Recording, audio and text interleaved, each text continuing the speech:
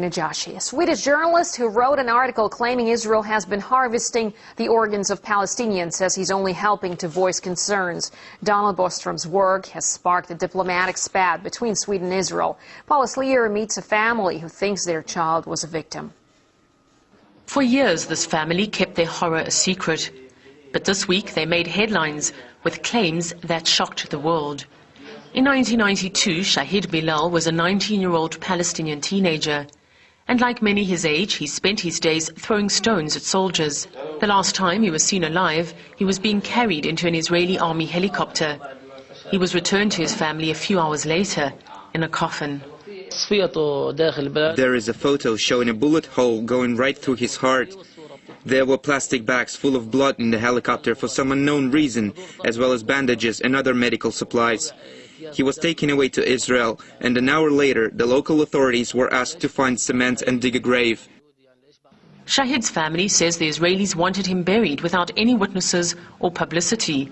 But 17 years later, Swedish journalist Donald Bostrom put an end to that. In a front-page article in a Swedish newspaper, he claims young Palestinians disappeared, only to be returned by Israeli soldiers days later, with their bodies ripped open. No one, not even the Palestinian families, told me that the army took the organs from the sons. But what they did say, it was like they killed my son, they took him away, they brought him back with the autopsy against our will, and we believe the organs is missing.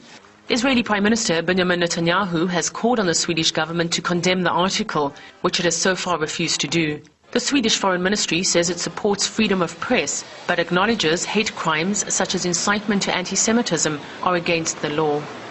But Israelis are angry. In the last 2 days, more than 10,000 have signed an online petition calling for the boycott of Swedish-owned companies like IKEA. Israelis say this is nothing more than anti-Semitism under the cover of freedom of speech. Israeli lawyer Guy Ophir has filed a $7.5 million lawsuit against Bostrom and the paper.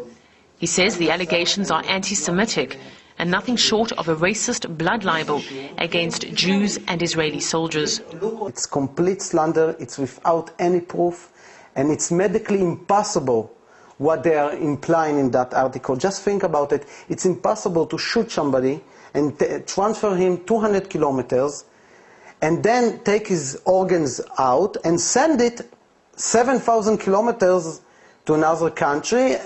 It's not only slander because it's more of that. It's intentional slander, and it's slander against a complete nation, and it's a slander that affects every one of us, including me.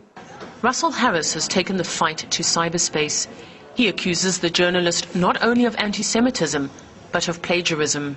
The article that was published in Sweden is identical to the article published on the blogs in South Africa. Everything, almost word for word. Everything, all the supposed facts, which are not really facts, they're created by this anti-Semitic blog in South Africa, have been basically reprinted in Swedish, in Sweden, by this journalist. For Shahid's family, the debate is not a moment too soon. For nearly 2 decades, they've been looking for answers, which they hope might now finally come to light. Paula Slier, RT, Jerusalem.